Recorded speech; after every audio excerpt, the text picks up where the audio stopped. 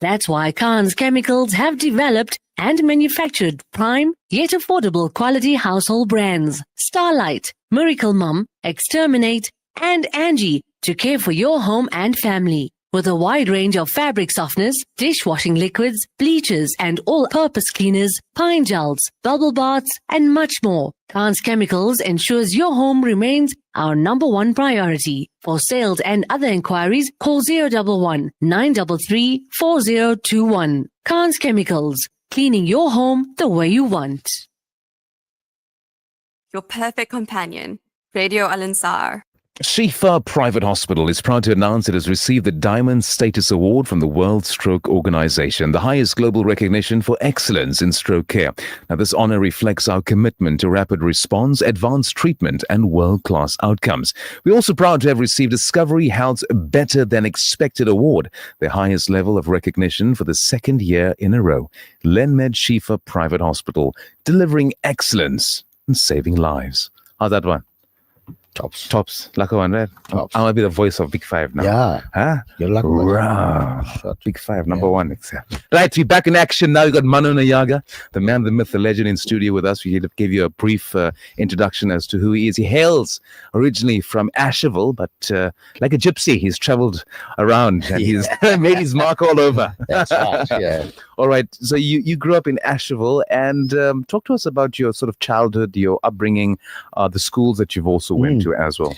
Yeah. So here, childhood was a mess, safe to say. Hey, safe to say. Safe to say. Dysfunctional parenting. Dad disappeared when I was 3 years old. Sure. So I was deserted, grew up with mum. Didn't bother much about school. I got expelled, actually. Oh, no, naughty boy. Naughty boy, when I was 16 years old. And just barely into standard 8 back then. So we had standard 8 back then. What school did you go to? So I went to Springfield Model as a primary. You went to Springfield Model? Yeah. I also went to Springfield Model. Really? I didn't even know that. Look at it. Okay, Daintree Avenue. Yes. And then I went to Burnwood High. Burnwood High. Okay. Yeah. Got expelled from school. I thought it was the best thing that ever happened to me. Sure. With the way, things were going. Because I used to join the boys, the gangsters in Springtown back then. Yay. So I lived in Asherville, became a gangster since the age of 13, actually. Yeah. Going out to the guys and doing destruction. So I thought it was a great thing to be expelled. Okay. I actually hit the teacher. That was it. So and then the working life started, and the adult life started. So I was a dad very much at about 18. Wow. Okay. My wife was 15 then. Sure. Okay. Cradle snatcher back then even. All right, because we do know that time it was legal. Yeah, it was illegal. Yeah. But let's talk about that. So you got expelled from high school. Yeah. Is that correct? Yeah. What happened after that? Did you still looking for yourself? Were you still causing mayhem? Did you decide, now, okay, I'm out of school. What can I do with my life? What did you decide to do? Well, what actually happened after that is safe to say, I became a full-time gangster. Oh, full-time. But professional. Professional. Oh, okay. Because I didn't have to school anymore. Okay. But I also needed to earn some money. Right. So, I had some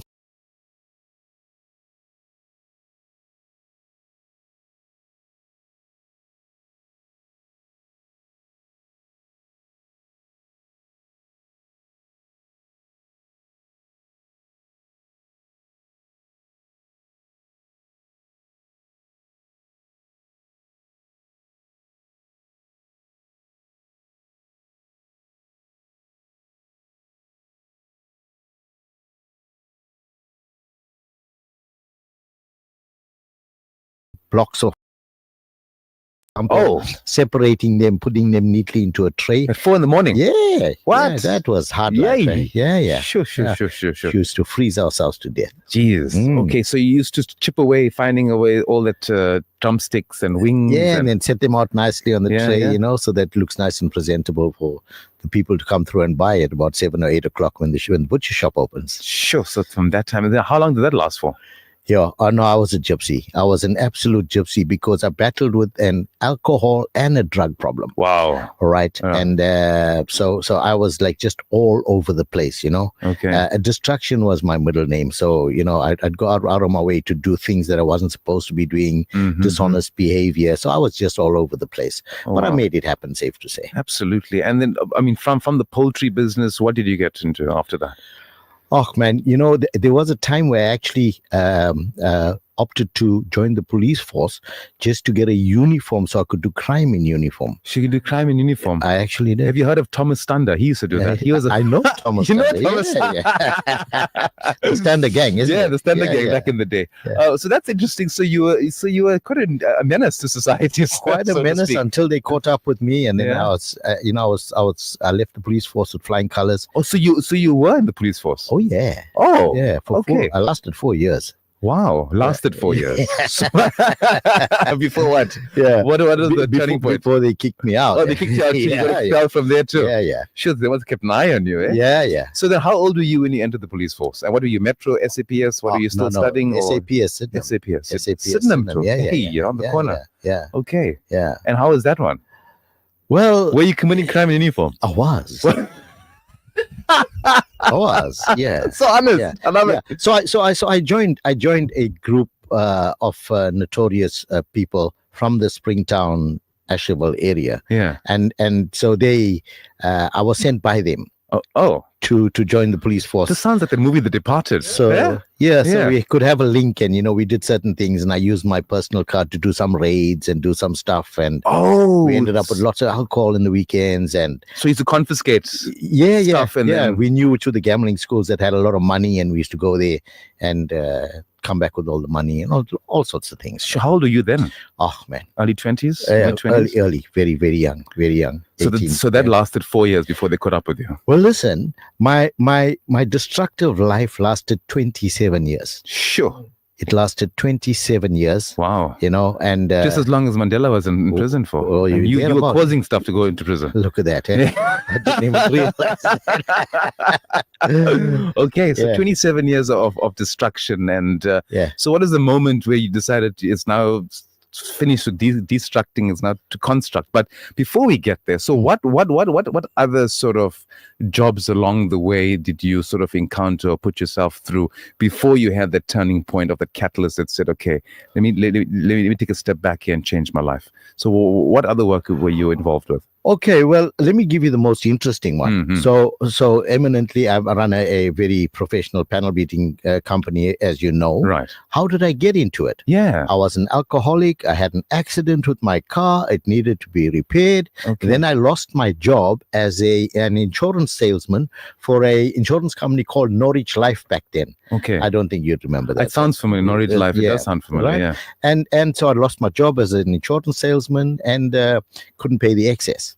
So I jokingly, as you know, I talk a lot. Yeah. So I said to the owner of the panel shop, I said, hey, come on, man, I'll bloody work for this to pay this excess off.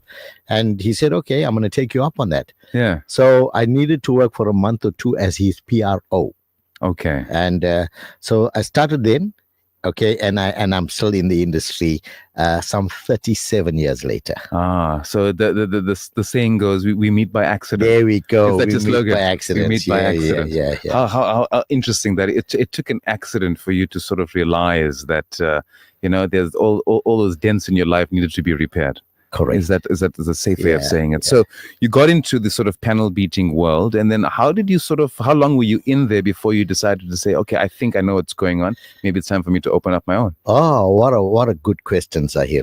So I stayed a slave to bosses for 27 years. The reason for that is because, I come from a dual addiction, a drug and an alcohol addiction problem.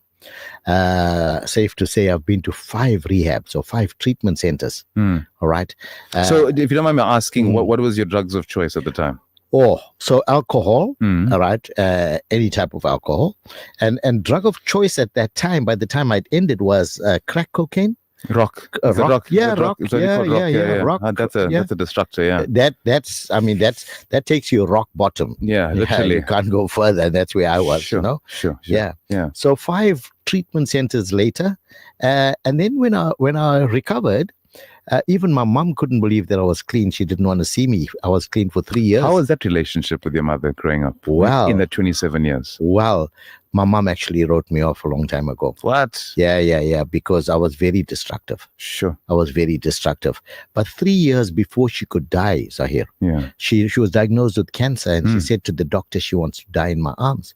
And would you believe she actually died in my arms? Wow. 3 years later, and the greatest gift I've given her was that I was clean. And in 3 years, we fell in love, Mom and I. We became best friends, and man, yes, it was just amazing. It was an emotional time for you, but I absolutely. think that's the beautiful part about it, is that she didn't leave this world thinking that her son is so and so. She got to know you in a much more personal capacity, Absolutely. and got to know the son that she gave And birth she to. died Yeah. in peace. Alhamdulillah, and I think that's a beautiful story indeed. Yeah. So after Mum's passing, I'm sure that it must have been emotional. You also. Let's talk about your sort of love life along the way. You mentioned you got married at 18, or you had your first kid at 18, and your flow at the time was 15. Yeah. What happened there? Yeah. Right. It was an experiment. Sure. It was must have been a costly experiment. Yeah. So how did that happen? So what happened? Did you have kids with her? Yeah. So we ended up being married. We stayed married for about 12 years or so. Okay, that's good.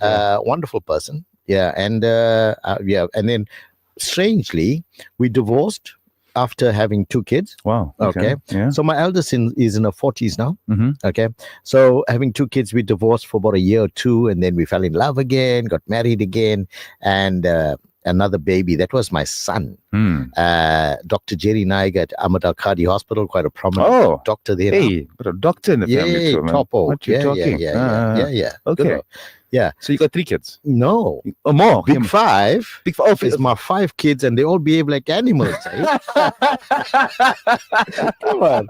Yeah. Makes so much sense. Yeah. The big 5. So my recent marriage with Jayashree Yes. is 25 years. And she's the second one. She's yes, yeah. Yes. Okay. Yeah. So you married your first wife twice, Twice. and then what happened? I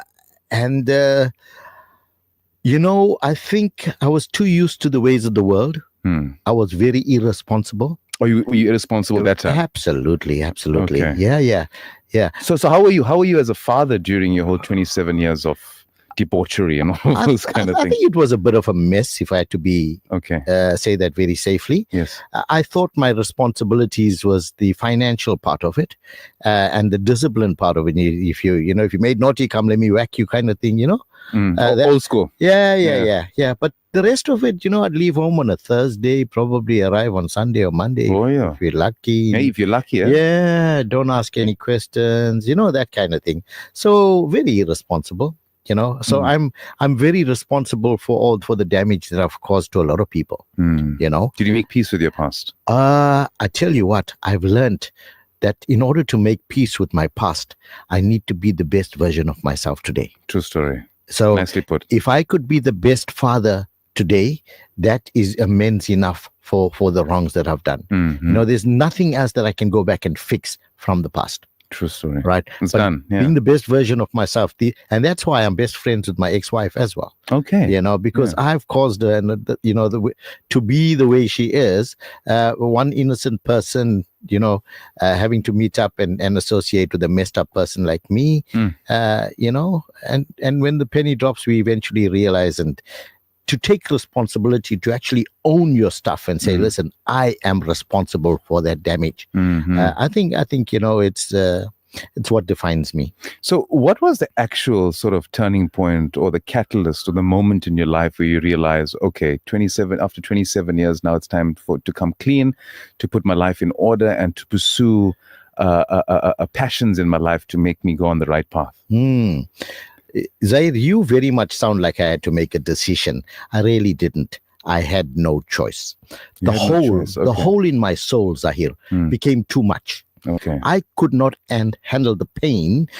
As an active alcoholic, all right, it's very selfish behavior that we practice, all right, and I got to a place where the pain inside of me became too much even for me to bear. I just wanted to get away from it all. What kind of pain are you talking about? Is it like physical pain, Ah. mental pain, spiritual pain, all of the above? I promise you, man, how do we describe this? Yeah. Eh? All of the above, Yeah. all of the above. There's like a void in you. There was there was an emptiness Mm. that needed to be filled. I was so far away from God. I didn't even know who God was. Caused destruction. Can you imagine hurting the people that you love the most? Mm. Nothing worse. Yeah. Nothing worse. It's really a sad story, but I use it these days. I use my testimony to uplift and encourage and change people's lives, Mm. so I can talk about it openly. Whereas other people wouldn't want to talk about their past because it doesn't sound too good. Mm-hmm. I'm happy to say it exactly like it is. Mm. There was a day my daughter was 16, my eldest, and she called me for a meeting and she said, "Dad, I just want to say to you that after today, please don't come back and visit us. We want to forget that we have anybody to call Dad because it's just too painful." Sure. You can't imagine. She was how I felt. 16. She was 16. She's now 40. Okay. Yeah, And you were also pretty young at the time, probably in the 30s as well. Hey. I was pretty young Yeah, at the yeah, time. yeah, I was yeah. pretty young at the time. Yeah. So when I got to my 5th treatment center, Rehab.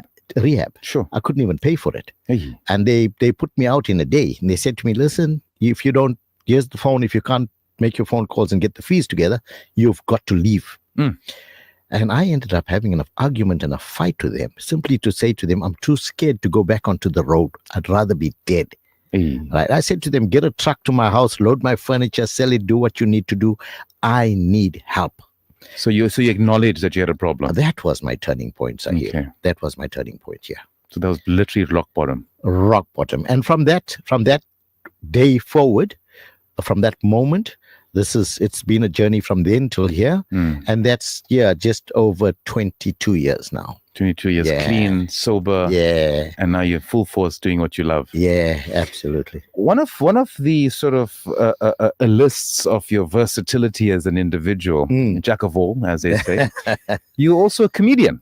Yeah. So talk to me about how did you get into that from a guy on the streets to the force.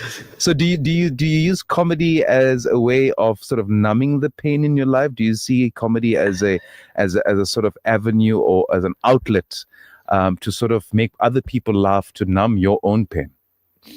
So here, let me just answer it the way I know it. Okay, Okay. please. So growing up in a dysfunctional home, and all of that, rejection is the order of the day. Eh? Right. Rejection. Yes. And so I tried many things for acceptance, to find acceptance, to find love, to Validation. all yeah, that, yes. validation, that Yeah. kind of thing, right? When I tried comedy, I make a joke and I always say I was born a joke.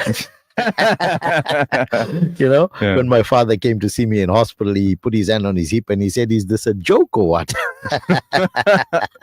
Oh Yeah. gosh. But when I tried my hand at, I've always been I had a little bit of a funny bone in me. Yes, yes. Always want The to, prankster. the Mhm. prankster, Mhm. try tricks. And I found I got a lot of attention, and so when I took it of official or proper corporate and went on stage and I could make people laugh and it boosted my ego and the attention that I got, that was the validation. That was the kind of Yeah. what I was looking for. Yes, yes, Yeah. yes. So how long did you do that for? And then how did you perform gigs? Did you MC weddings? Did you MC events? Did you perform in theater? Or how did that go about? Right. So professional 14 years. Oh, 14 years. And at the peak of my career as a comedian, man, I tell you, I was doing so well, Zahir. Absolutely well. People loved me. I was rated the best comedian MC in KZN. wow. Yeah, in 2016. All right. Okay. And I was making lots of money. I enjoyed what I was doing, but I was also, in the panel beating industry, and I had my hands in a couple of other places. So my life coach said to me in 2017, if I did not choose to give a few things up, I'm going to end up with a heart attack in hospital because my hands were just too full. So grudgingly, I had to, announce my last show with my daughter. So we specialized in doing MC. Yes. Functions, Yes, weddings, yes, birthdays, that kind of thing. Yeah. So my daughter, I placed a mic in her hand. That's Nikita from my marriage now with Jayshri. Right. I placed a mic in her hand when she was 4. Wow. She's now sitting with 2 degrees as an actress, making films, very famous, Wow. you know. Yeah, yeah. And then she also gave up comedy with me because she was in matric back then in 2017. Ah, All right. okay. But it's in her bones, you know. She's got it. It's a natural talent. Natural talent. Natural talent. Yeah. So she's also a bit of a dancer, you know. Okay. So Yeah. it runs in the family then. It's in the blood. It's in the blood. It's in the blood. So you've got 5 kids. You've been through various different professions in your life, from being in the police force to working in the English market. What would you say would be, out of all the jobs that you've sort of taken on in your life, what would you say was one that stood out for you, and which person in your life, as a boss or a fellow colleague or employee or even a customer, made an impact in your life to make you say, you know what, this is a very, very interesting individual that has left something with me? Any interesting characters you met along your journey? Man, you know, I can't really say too much on that, because what I realized now that I'm a boss of my own and I own my own business, I could very much tell that I personally had a lot of talent, and companies kind of used me more for my talent and that kind of thing. Not too many people did what I am actually doing today in the business world. So I am developing directors within my company. Okay. All right. All right. Where they didn't even have to put in a cent. I've seen their loyalty. I've seen their dedication and commitment, and I'm raising them to becoming profit-sharing partners and directors in my business. Oh, wow. Okay. Had somebody looked at me like that, I would have enjoyed that benefit way back then, because I was very committed when it came to work. You know, yeah. When that plug is switched on, then you're good to go. I'm good to go. Fully focused. I promise you. Because I did speak to some of your staff when I came there the last time, and they said that, you know, you have definitely not just been sort of a boss, more like a fatherly figure, a motivator, someone who obviously inspires us. But we'll talk more about that. We got the 4 p.m. news to break for, and when we do return, we'll talk more about Manu Nyaga. If you have any questions or anything to say about the specific interview, you can message us on 060-904-1056. Stay tuned. Radio Al Ansar. An informative Islamic global perspective. This is Al Ansar News.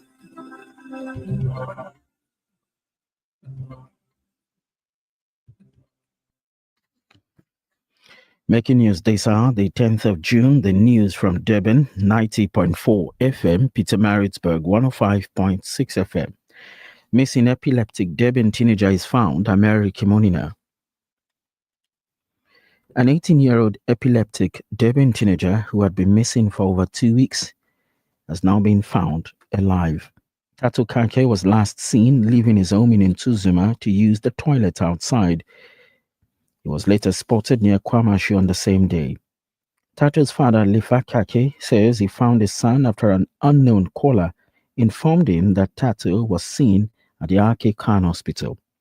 He says a police officer found Tato and took him to the hospital. Kake says his family is now relieved his son is found alive. More news. The Department of Transport in KwaZulu-Natal says teams are clearing the N2 in the vicinity of Kokstad. More than 100 motorists and trucks have had snow falling on them. The Transport Department in Dabezi in Lesbia says foot graders are removing heaps of snow in Kokstad as it impedes movement of vehicles. CBR says that while it cannot predict how long the process will take, they're trying to ensure the snow does not pile up to unmanageable levels. More news. KwaZulu-Natal residents have been urged to remain cautious as rain, strong winds and snowfall are expected to sweep across the province this week. The South African Weather Service, Vanisha Pangula, has this to say.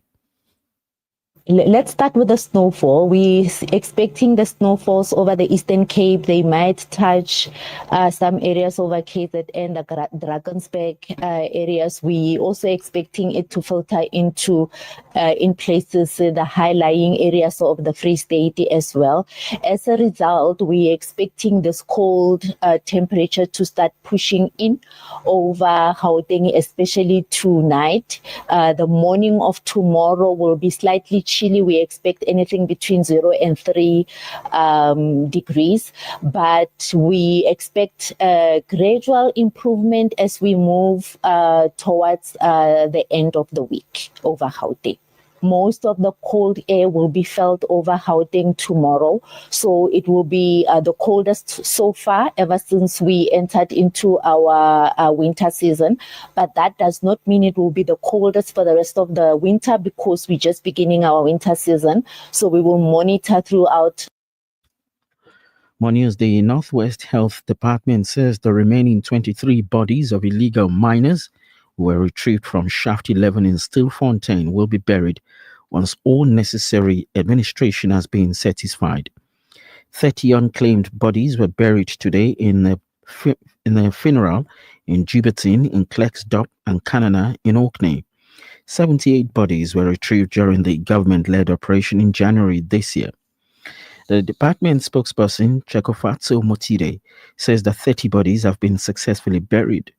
He says that this number is from the initial 78 that they had extracted from the disused Stilfontein mine earlier this year.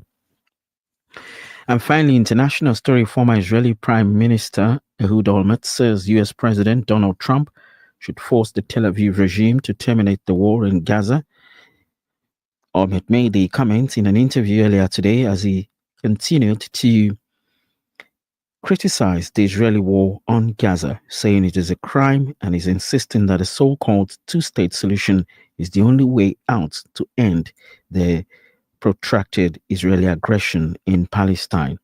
Olmert also underlined that the United States has more influence on the Israeli regime than any other power put together, and that Trump can make a difference.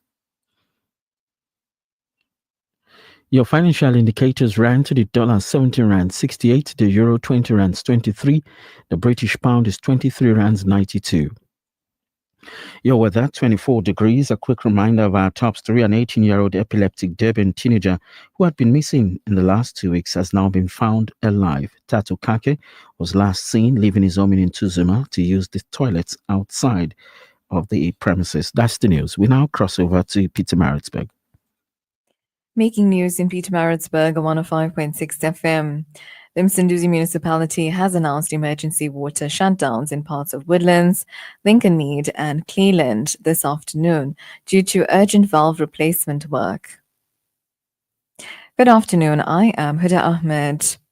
According to the municipal officials, technicians identified at a high-risk valve leak this morning during a routine inspection and determined that immediate shutdown was necessary to prevent widespread damage to the supply network. Water tankers have been dispatched to affected areas, but some residents say communication from the municipality was delayed. Repairs are expected to continue through the evening, with full restoration only anticipated by early Wednesday. And in other news, a group of university students has launched a winter outreach campaign in Scottsville area, distributing care packs to the homeless and informal traders operating near the city centre. The initiative, led by student volunteers from UKZN's Pietermaritzburg campus, includes donations of socks, gloves, hygiene kits, and sandwiches. Organizers say the campaign will run throughout June and are appealing to the public for additional support in the form of blankets and non-perishable items. Their next distribution is scheduled for Friday outside the Liberty Midlands Mall taxi rank. Taking a look at tomorrow's temperatures: Pietermaritzburg 5 to a high of 21, Newcastle 4 to a high of 18, and Escort 2 to a high of 16. For Al Ansar News, this is Huda Ahmed. Audio stream across the world on radioalansar.co.za. Looking to book your next holiday? Make your way to One Stop Travel and Tours. At One Stop Travel, we offer a wide range of holidays at the most competitive prices. Group tours, tailor-made holidays, cruises, transfers, accommodation, travel insurance, and car hire. Visit our website on www.onestoptours.co.za for our current Turkey specials, Mauritius school holiday deals, and Umrah packages. Choose from a multitude of pre-made packages. Visit one of our branches in Overport, Gateway, Musgrave Centre, Fordsburg, Westwood Mall, Pavilion Shopping Centre, Chatsworth, Phoenix and Cape Town. Contact us today on 0860 109 500. One-stop travel and tours. Your one-stop travel shop. As temperatures drop and winter grips the country, the less fortunate in South Africa are preparing for the harsh realities that this season brings. Africa Muslims Agency is distributing blankets, clothing, and other essentials to thousands across the country. Sponsor a winter pack for 320 Rand or a blanket for 160 Rand and spread warmth this winter. Africa Muslims Agency, empowering, educating, inspiring. But just to test if you've been listening earlier, so the riddle goes like this. I speak without a mouth and I hear without ears. I have no body, but I come alive with wind. So what am I? If you know the answer, 0609041056. Assalamu alaikum. If you just join us, you listen to the social network right here on Radio Al Ansar with me, your host, Brother Zahir Abasa, alongside Brother Ted on the technical side and Sister Rebecca. And we have a fantastic guest here in studio with us this afternoon, Mr. Mano Nyaga. We've been talking about his life story. Just to recap, he's come from the Nims or Asheville, rather. Asheville. Yeah. He's lived the gangster's paradise. Mm-hmm. He's worked in the police force. He's worked in the English market. He's been through the mill, ups and downs, turning frowns upside downs as well, with comedy. But yeah, just to touch on the comedy aspect of it, Manu. You know, you were doing it for a various amount of years, entertaining people, but then it's such a huge transition to move away from the entertainment arena to sort of the business world as an entrepreneur. So you mentioned that you did work for a panel beating company to pay off your excess, and then you sort of got to know the business a bit more, I'm sure. So what made you decide for yourself that, you know what, I'm fond of this field of work. I like cars, probably. You do. Maybe you more like accidents more, I don't know. Or you like to fix things. So there's a whole variety of questions that you could answer, but what was the sort of moment where you realize I could see this as a business that I can operate? So how did you go about making that transition into the business world as an entrepreneur and start your own panel beating company? Okay. So Zahir, I in retrospect, I should have done this sooner because it took me 27 long years, like I mentioned earlier, for working, for these bosses. And just 10 years ago, my wife and I sat down and we said, listen, man, let's just give this a shot on our own, Right. So that's where it started. It didn't take us too much of a long decision and too much of chatting. We got into it and we have become, 10 years later, the greatest in the motor industry here in KwaZulu-Natal. Yeah. I did see your warehouse. I mean, your actual factory, or what do you call your panel beating shop? Yes. Your repair center. Yes. And it's massive. It's huge. And it's in a prime location. Yes. So were you always based there 10 years ago, or No. did you start somewhere and then you eventually led into that? No, well, listen, we were in Glen Anil. Okay. We outgrew that place. Right. But we've earned our mark. We've made our name and we established ourselves there. And we were forced to move into bigger premises. So we're just here in Springfield now, close to Macro in Springfield. Yes. Number 1 Intersite Avenue, and we're there for like 1 year now. Oh, okay. So Yeah. you recently moved in. 'Cause Yeah, it's- very recently. So it's massive that place, eh? It Yeah. is. Alhamdulillah, lots It of is. blessings over there. Yes. So when you sort of got into the groove of things with the actual business itself, how did you first start off? Like, who was your first customer? Who was the first vehicle that you fixed? What was the first vehicle that you fixed? I'm sure you must remember that one. Man, I actually do. Yeah, I actually of do. course. So the first customer, I decided not to charge because I wasn't sure whether I would be able to fix the car properly. And he was a friend of mine. you know. Okay. He was a friend of mine, so it was worth it. Yeah. I remember it clearly. Learning experience Yeah, nonetheless. yeah, So and then you started with how many staff? Was it just you and the wife at the time? They were probably it was my wife and I were always together. And so we had probably about 5 staff. We're now at about 55. Wow. We're a lot of staff now. Wow. We have 23 factory approvals. Ah. So that means that we're allowed to work on brand new vehicles Ah. that carry factory warranties for 23 different brands. Wow. Yeah. Okay. So you're big in the game. We're big in the game. Big 5. in the Yeah. game. Yes. It's fantastic stuff. Yeah. So besides being an entrepreneur, you're also very actively involved with the community. Yes. You formed the Mano Nyaga Foundation. you also support various different organizations and orphanages. Most recent, your project for the year is the Little Lambs Orphanage. His Little Lambs. Yes. His Little Lambs Orphanage, and you tried to raise funds that passed for this Sunday for the Comrades. So talk to us about that project. Okay, so this Sunday specifically, we're trying to now put in a new kitchen because we've just completed another project. All right. Previously, which I'm going to tell you about just now in a minute. Right. But let's talk about this Sunday. So this Sunday was the Comrades, and we had a Nati Mhlongo, who is the he's from CMH. He's the dealer principal of CMH Belito. Oh. And he's run his third Comrades. Sure. And he partnered with us. To run a campaign for His Little Lambs to raise 50,000 rand for the kitchen, for a brand new kitchen and a tiling project for all the bedrooms for these kids. Lovely. Now, we've just completed a project which costed us just under 100,000 rand, where we put in televisions. Zahir, if I may say, many of these children would not have known what a television looked like before 2 months ago when we installed two of them. One in the lounge and one in the creche. Okay. When we went in there in the evening, we had to use our cell phones for torches because it was pitch dark. Sure. Couldn't see where we were walking. Yeah. And then we saw the need for some light. And then we put in 10 solar panels. So now they've had solar panels. But our initial plan was to actually just get them some beds because the 4 mattresses that they were sleeping on touched the concrete, and there were 4 little kids sleeping on a single mattress. And I thought, these kids need some beds. So we got in 40 new beds. Oh, wow. So we put in 40 new beds, beddings, all of that. We put in some lights and we put in some televisions.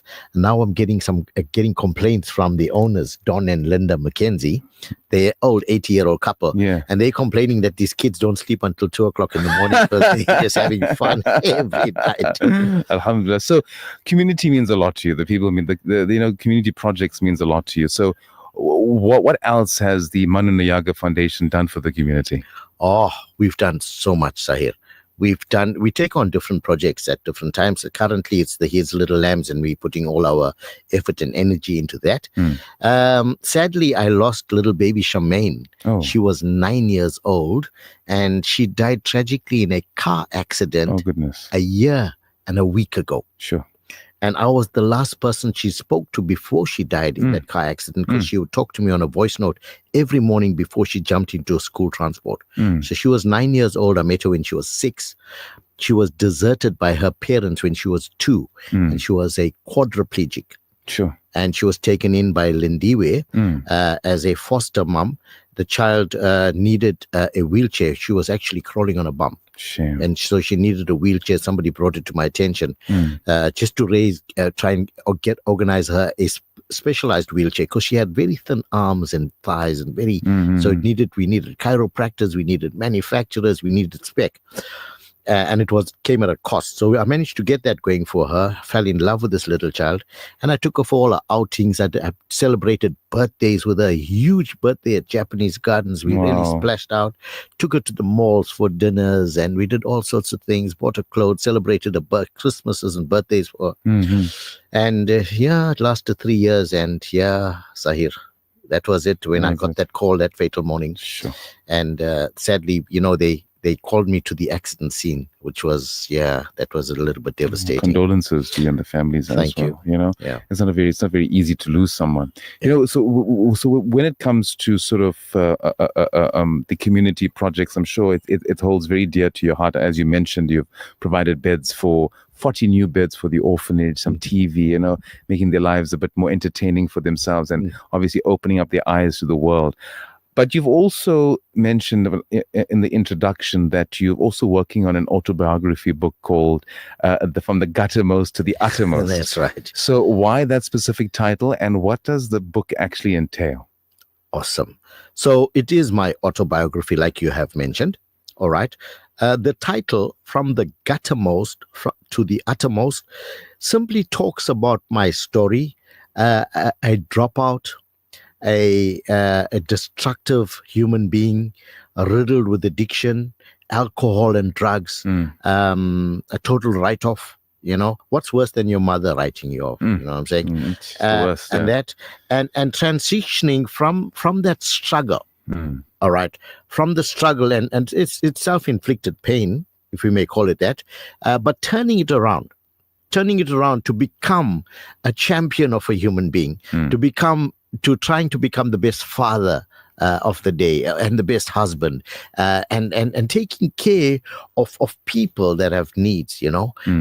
We do so many things. We really reach out. We take care of so many different things. I jokingly say business is my hobby and people are my passion. That's it. The motto, changing the world one person at a time. That's Zahir, it. Yeah.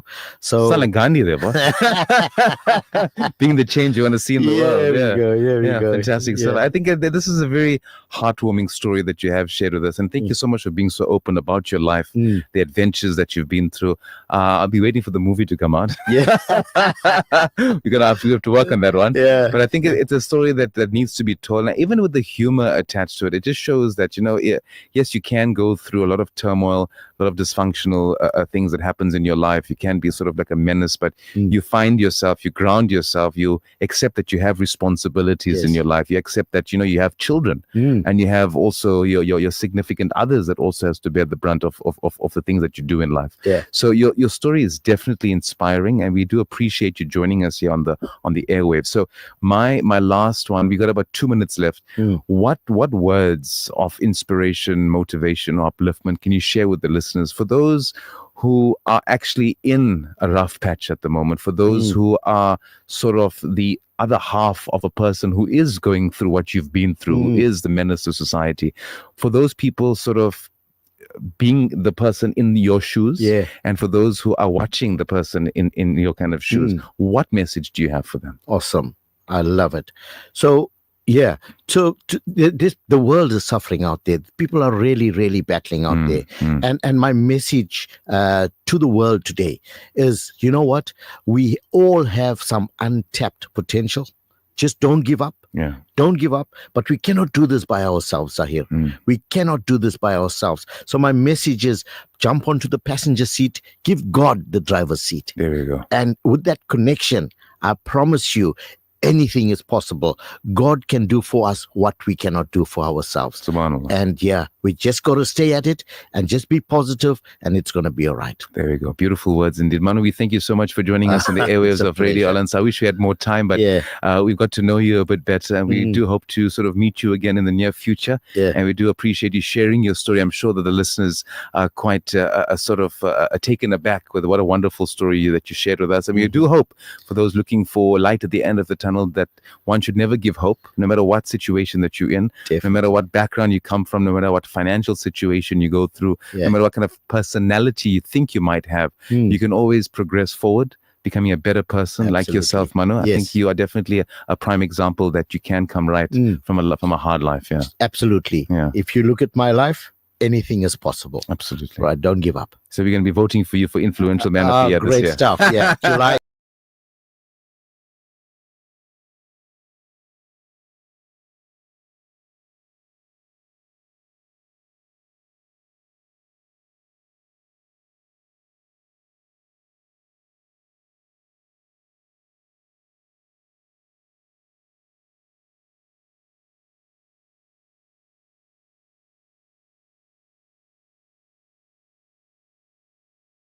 Much. So let's wrap up with this interview with Manu Nyaga. Trust you had a good one. Very inspiring story indeed. You can share your thoughts with us and let us know what you thought of this interview. But yes, here's your riddle. People are asking what the answer is, and the riddle went something like this: I speak without a mouth and I hear without ears. I have no body, but I come alive with wind. So what am I? And the answer is, it's echo. It's an echo. We got the first person is Sister Aisha Ahmad getting it right.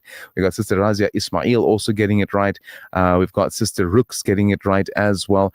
We also got Muhammad Suhail answering it as well. Sister Rooks sends a beautiful message, and she says, smile is the best medicine for any problem. So keep on smiling. Nobody can take away your pain.